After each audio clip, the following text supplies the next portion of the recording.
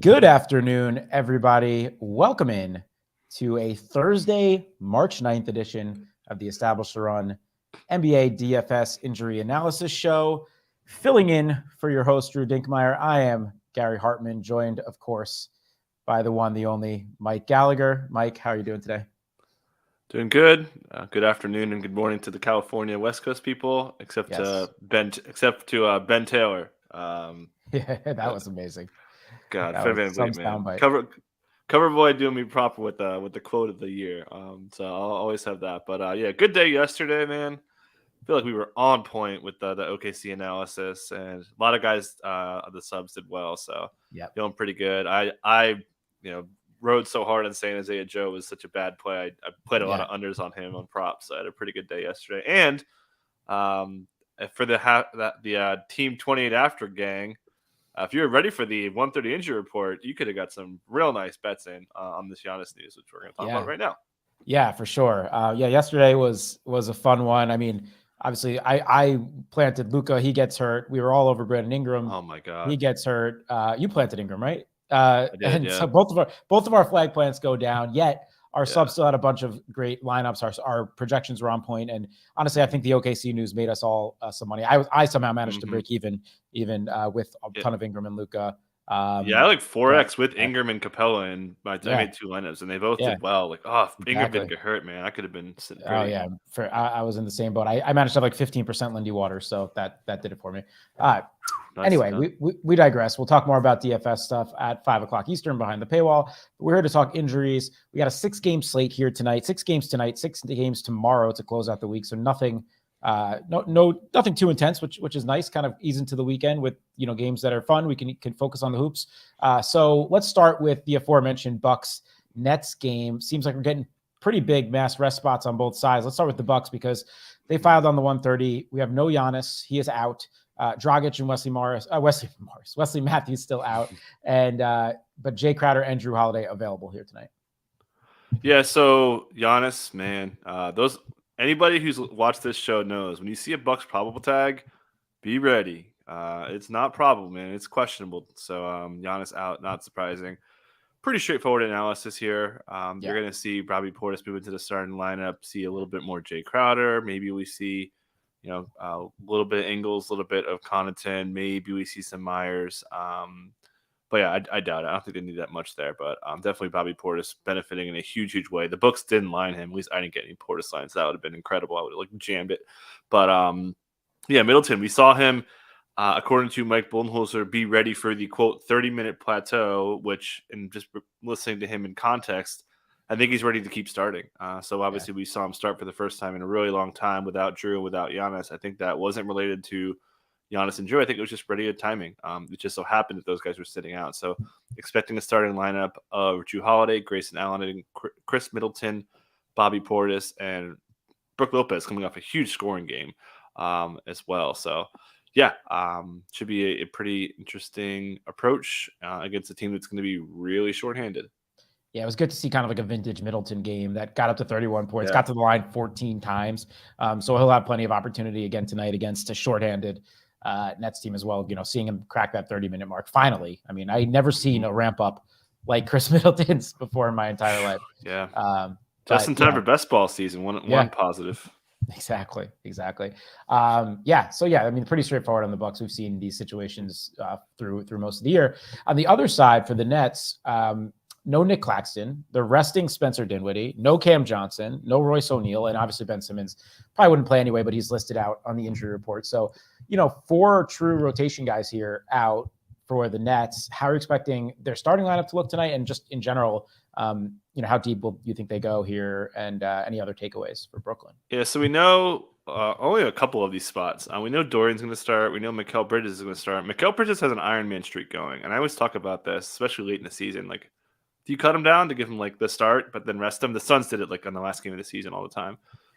He did technically miss a game for trades, but I think it means a lot to not miss any games. Screw the technicalities. He's never missed a game. I don't care what anybody says. Since like high school. So they've got a lot of wings, but I'm going to start with the center spot. Moving Nick Claxton, they did have Nerlens Noel play 18 minutes and slotted into, according to Jacques Vaughn, into Cam Thomas's rotation spot. That's obviously, they're both going to get minutes today. But Day'Ron Sharpe goes from outhouse to penthouse today. We love playing Day'Ron Sharpe as a stream, punt play, been out of the rotation, but expecting Day'Ron Sharpe to get the start, play pretty good amount of minutes there. And then the backcourt, couple ways to look at this. You got Seth Curry and then Cam Thomas could start. There was a quote from Jacques Vaughn, kind of hinted that he's like, oh, yeah, in 2 nights, Cam Thomas could play 30 minutes. So I think that's kind of like, okay, we let you out of the rotation. Clearly don't value this game against the Bucks. So I think Cam Thomas gets the start. And then I would lean Seth Curry over Joe Harris with a bench unit of Watanabe, Edmund Sumner, Patty Mills for a little bit, and then Nerlens Noel. So that would be, they've got pretty decent amount of depth despite sitting out some key players, especially on the offensive side. But it is back-to-back, obviously. So, if you're someone like me who's been snake bit by, Nick Claxton not playing today, would expect him back tomorrow. I was a little bit concerned because he's listed with Achilles and thumb stuff.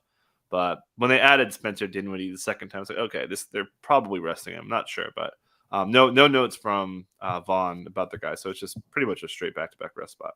Yeah, for sure. Going to be a ton of value on the net side, which we'll talk about here tonight. Obviously, still a tough matchup, even though Giannis still a tough matchup there with the Bucks. But that's going to be how you approach that tonight. I think will be pretty critical on a smaller slate there for Brooklyn. So I think that does it with the big news with the rest spots there. Let's dive into the questionable tags. We'll go in order of start time tonight. So Indiana, Aaron Nesmith listed questionable here with the hip soreness.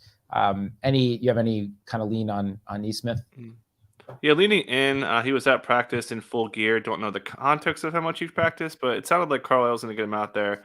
So expect him to replace Jordan Nwora. So starting lineup of Tyrese Haliburton, Andrew Nembhard, Buddy Hield, Turner, and Nesmith. Although I wouldn't be totally shocked to see Nwora leapfrog him. You certainly don't need the on-ball defense against Houston. Nwora's been kind of nuking him. I've been, playing him in DFS and talking about him a ton, and he's been really effective. So I think Nwora could still benefit, especially against a really, really bad defense where you can put some rim pressure on them as well. So regardless of Nesmith's status, I still think Nwora is kind of in play here.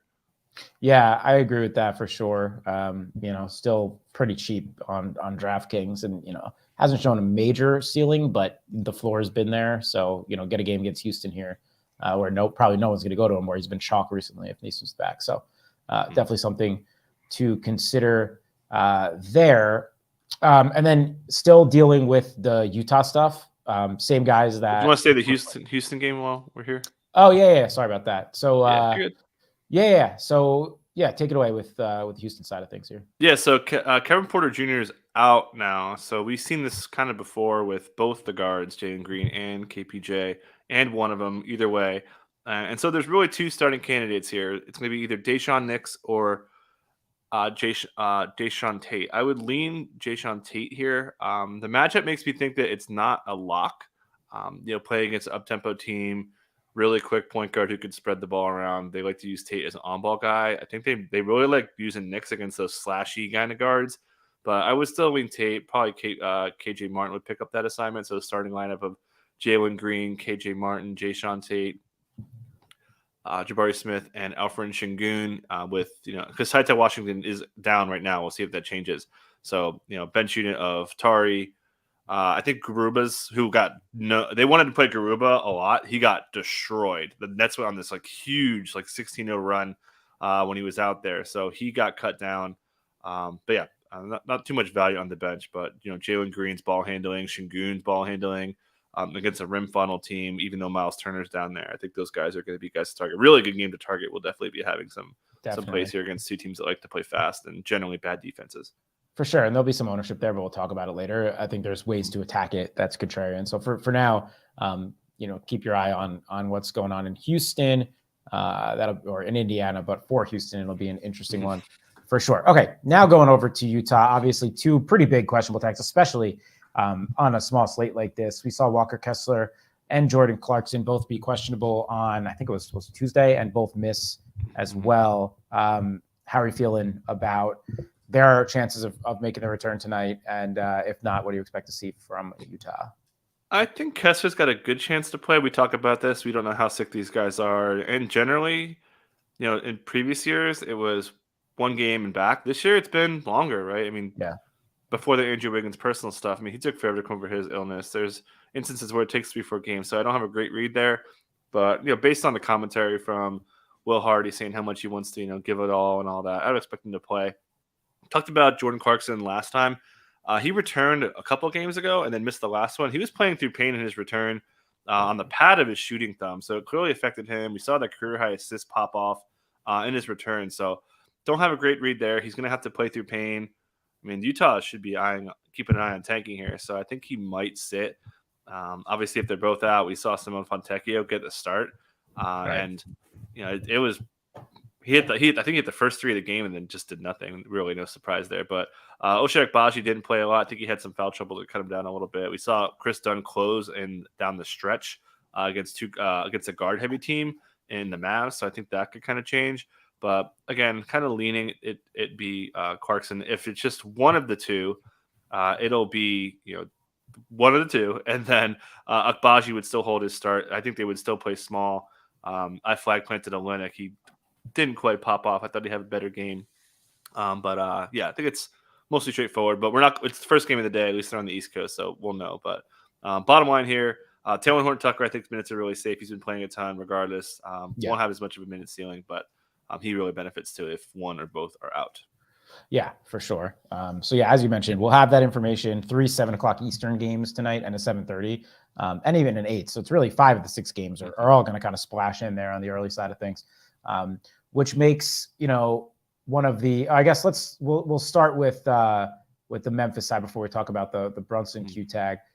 Jake LaRavia still questionable. That's not too, important. He missed last game obviously as well, but still no Morant now with the team.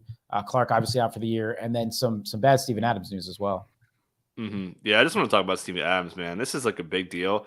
We'll see if the Grizzlies can hold. They're like clinging to second in defensive rating. I think that the Cavs could definitely leapfrog them. And our Discord, and if you subscribe to the Established Run podcast, I gave some bets that haven't moved the line yet. So I think you can get some value out there. I'll point you over there to get some possible bets if you can do it. But we're going to see Santi Aldama play a bunch. He got a really hot first quarter, much to our chagrin. We had an under on him. Gets 26 minutes. Not a big usage guy as well. Tough interior defense, not too into him. Jaren Jackson avoided foul trouble. That certainly is another factor there. But Xavier Tillman's locked and loaded now. He's got nobody in his way, so they're going to have to lean on him regardless without Brandon Clark. We'll see if David Roddy and John Contra pick up minutes. Luke Kennard didn't really run away with very much as well. And the other starters, too, I mean, they're playing a lot right now. We've seen Bane, who's usually been like a 31-32 guy. He's hanging around the mid-30s. He definitely benefits despite coming off a really terrible game. Against a Warriors road defense. It's bottom 3, I believe. So a lot of value here overall. Is there chances that they go small against Golden State and Tillman comes in under minutes? Because as you said, from a true center perspective, no one in his way. But obviously we've seen teams, try to match up with Golden State in different ways. So I'm curious. I don't know what they would do. I guess Jaren do things like that. But that's a good point. I think Jenkins is kind of set in his ways. He doesn't really like to mix up rotations. We talk about the 10-man rotation he's always like married to. Yeah. So I would lean it'd still be Xavier Tillman, but as you pointed out, like I could see Conchar playing in like a small ball lineup. He's got size, he can guard fours, guard Draymond in that kind of a defensive role. Right. Santi Aldama would probably still get the start in the spot, and they've been like trying to find ways to play him next to Jaren Jackson, and they have to now. So it's a good point. Maybe Tillman's not as great of an option. A really bad matchup. I mean, the Warriors bad matchup. I like him plenty tonight. I just wonder if I'm assuming he gets a start, but I'm wondering if it doesn't go well early, if they try to switch up rotations a little bit. But we'll talk through that in more detail. It tends to go well against the Warriors on the road, for what it's worth. That is very, very, very true. So the Q tag I care most about tonight. We want to hit the Warriors real quick. You change the format, and you're going. No, you're good. I'm just going down from Q's and out. You're right. Okay, cool. You're right. Let's go. Let's stay with the same game. Sorry, I'm so excited to talk about the Knicks. Cool. Yeah, let's talk about the Warriors side of things. Still no Andrew Wiggins. There's like nothing. There's like no information there really. It seems like just personal reasons out. We know nothing. But Kevon Looney, Jonathan Kuminga, both probable. Andre Iguodala probable as well. How are you expecting to see this Warriors rotation shake out and, kind of a rivalry spot here with Memphis? Yeah, so Kerr wasn't happy with the starting lineup. They gave up 40 in the first quarter. It sounds like he wants to change it. Certainly against Memphis with the size they're going to have up front. I would expect them to go back to Kevon Looney. So starting lineup of Steph, Dante DiVincenzo, Klay Thompson, Draymond, and Kevon Looney. We saw Looney get this Q tag for the back thing before. Should be fine.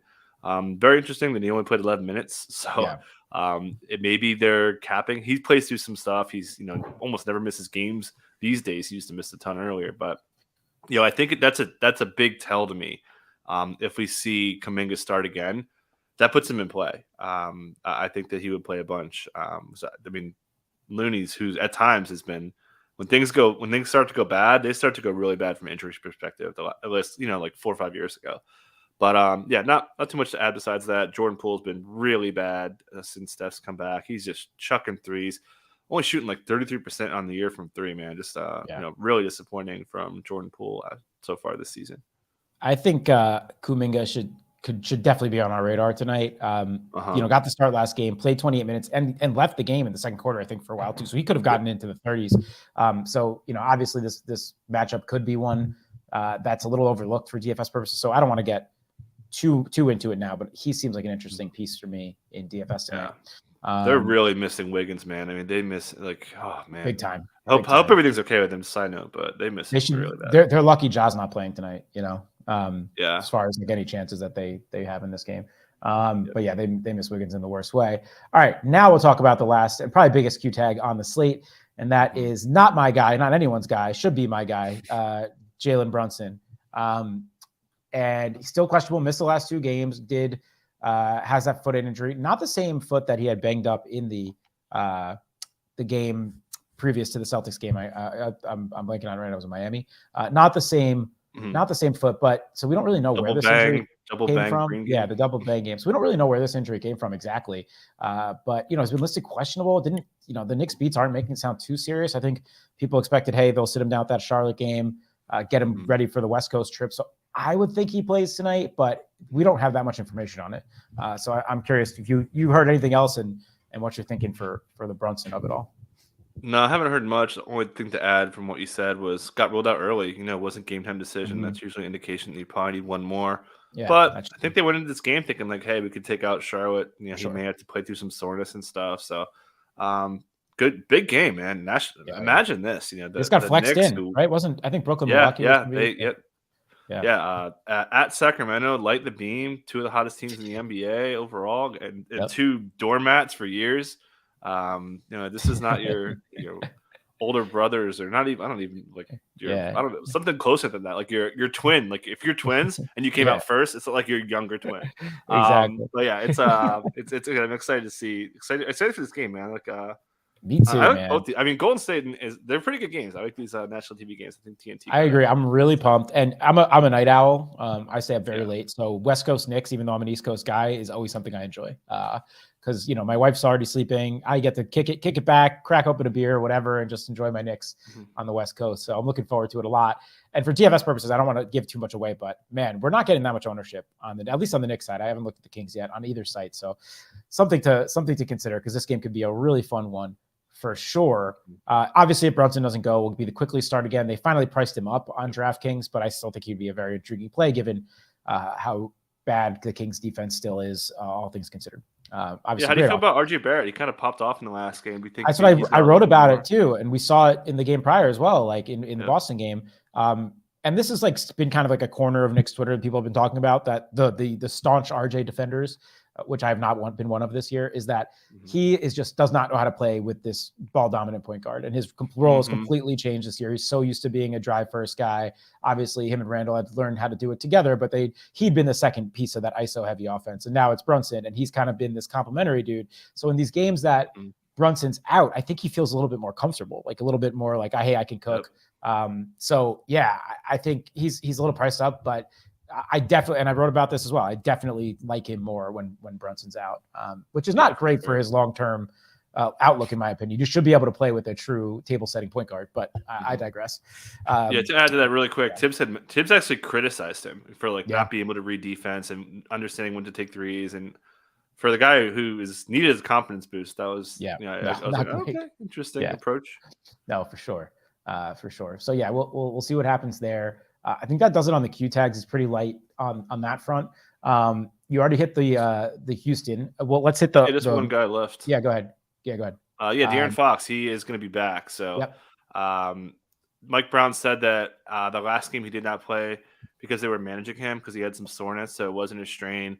De'Aaron Fox said his hamstring's 100%. He said that his thumb injury that kept him limited last week is bothering him. So that's something to keep an eye on. But yeah, Mike Brown said he would have played him in a playoff game, so he should be. We're probably not going to project him full, just because Mike Brown had a lot of comments saying the medical team has to do this, and this. So not expecting full minutes out of De'Aaron Fox, but could make an impact. Matchup's not great against De'Aaron Fox drives a ton, and Knicks interior defense has been magnificent all season. So not a big Fox by anyways. I guess I'm gonna get Grimes and then Hart, mix of those two guys. But tough. Has been out. I was hoping he wasn't gonna play just for my Knicks, but it'll be make for a more fun game.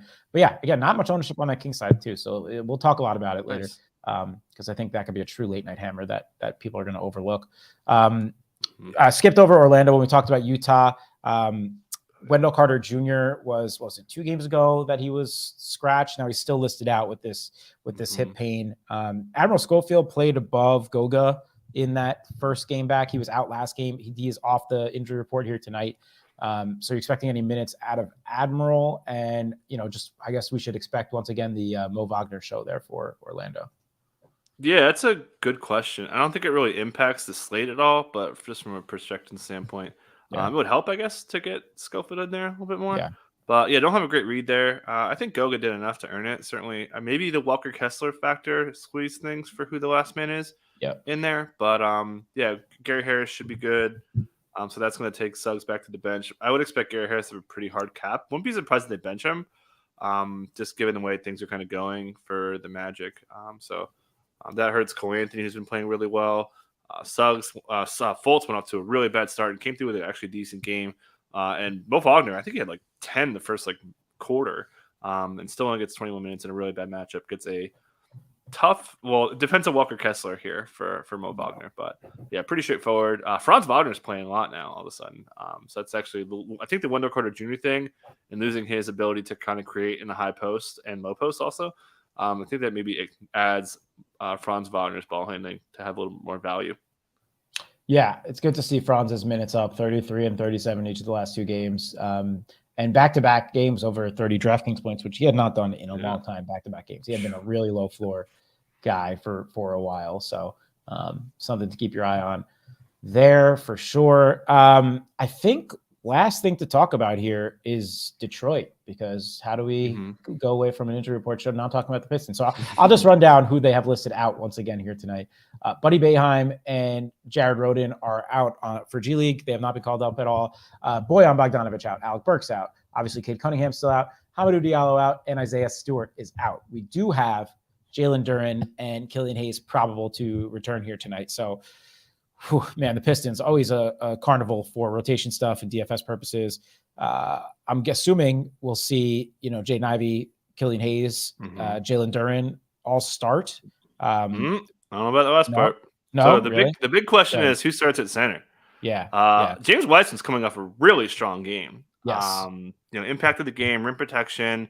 There was that report from Mark Spears saying that they plan to start him.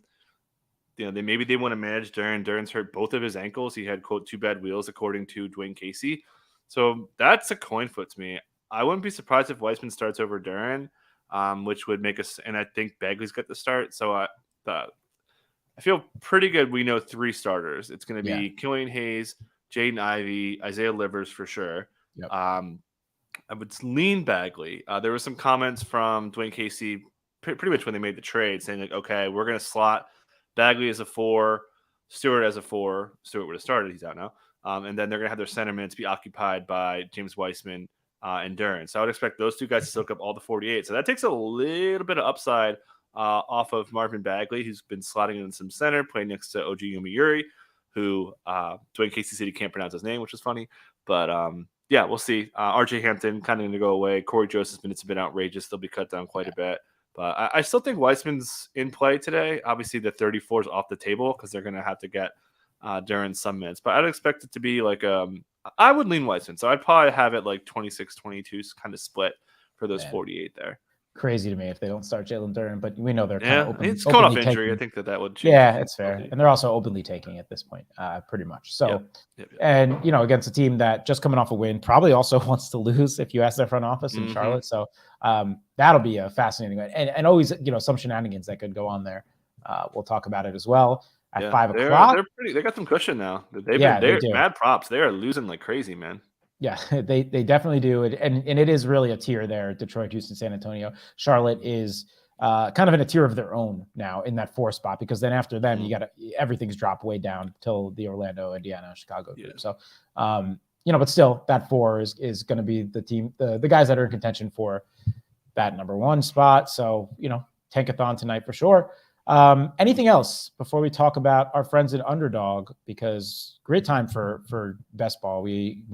Well, it's a good time for best ball. For yourself, buddy. Yeah, fun time at least. We're drafting NFL. We got NBA playoff contest open. Hopefully, you're in the quarters of the NBA season long. So great stuff going on over at Underdog. Yeah, despite my complaining here about losing Luka Doncic for 40% of my teams, Nick Claxton on like 30%, Jalen Williams on 70% of my teams. Despite all that sadness, support the people, support us. This show is brought to you by Underdog Fantasy. They have daily NBA snake drafts for money. They have the dance out. That's a great contest. We'll be doing a lot of content for that. They still have the NFL stuff going on early. This rookie sophomore stuff's really cool. So shout out to Underdog. If you haven't signed up yet for Underdog, use promo code ETR at underdogfantasy.com. That's promo code ETR for $100 deposit match. All right. I need this is bad, man. Like, no more injuries, man. This is crazy. So we actually had Brendan Ingram as our cover boy for the show yesterday. Yeah. I don't know who the cover boy is today, but like, please be okay. On the YouTube side of it, you mean? Yeah. I don't know. Hopefully it'll be all right. No more injuries tonight. We beg of you, NBA gods. Let's leave our NBA stars alone. Let them play out these last 15, 20 games in with health. So, and dude, the Kevin Durant thing, just brutal. I felt, oh my God, that pissed me off so much. I felt in a boot. Oh no. Yeah, that sucks. Are you think he's gonna miss the rest of the season? No, like regular season. But I was pumped for that Saturday game against the Kings. I thought that was really. I don't know if I saw a rumor that some people thought he might sit out the rest of the regular season, but I hope not. I don't know. I don't think. I mean, usually those I think it's like a 4-5 game kind of thing. Okay, that would be much better. And then, did you hear anything on Luka today? I haven't heard much. He's gonna get an MRI. I mean, it sounds like he pulled it. He was really laboring through that thing early, and he's had the injury before as well. So he's probably out for the week, which. As I said, man, all my good best ball teams have Luka on them. It's just like, oh God. It's good for the Knicks Mavericks pick, so I'll take that. But besides that, it really sucks. All right. Yeah. We've done enough digression. You can join us, Mike and myself, behind the paywall at 5 o'clock Eastern time. It'll be Mike and I today. It'll be Mike and myself tomorrow as well. Tomorrow on the injury show, you'll catch Mike and Fan. Is that correct? Mm-hmm. Okay, cool. Tomorrow, same time, same place. You'll get Mike and Fan, the two best to do it for the injury side of things on the ETR NBA YouTube page. But yes, if you're not going to join us behind the paywall at 5 o'clock Eastern for the premium content, please do support us here on YouTube. Please give us a thumbs up. Please do press the subscribe button. We'd really, really appreciate it. Get those clicks in there for us. Feed that algorithm. Nom, nom, nom, nom, nom, as one Drew Dinkmeyer says. And we will be back at 5 o'clock or tomorrow. Take care, everybody. Good luck.